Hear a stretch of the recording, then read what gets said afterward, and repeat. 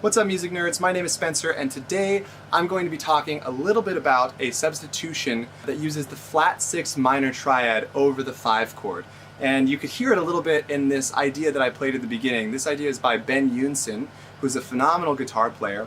In this lick, he uses this idea of this flat 6 minor chord, which is a non-diatonic chord, meaning it doesn't come from the parent key, which in this case is C major, but it's borrowed, it's a borrowed chord, and what it does is it turns the 5 chord into what's called an altered sound, and I'll talk a little bit about that. So this is where it happens in the lick. Right here. 5 chord, 1 chord. So that sort of strange sound in the middle that didn't sound quite diatonic, that's the idea that we're talking about here. And the reason why it works is because of something called altered dominant harmony. So altered means that the harmony has a flat 9 and a sharp 9, and a flat 5 and a sharp 5.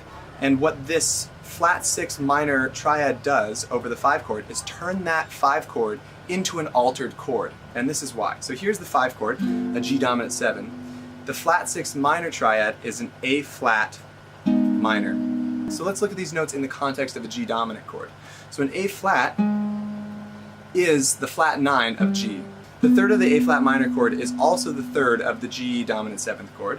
And then the 5th of the flat 6 minor chord is the sharp 5 of the 5 chord. So you get this sort of augmented 5 chord sound, which is really, really cool. So when you play this triad, the flat 6 minor triad over the top of the 5 chord, you get this really interesting altered sound. And that's what he's doing here. So he goes, that's all diatonic. Non-diatonic, here's the altered sound.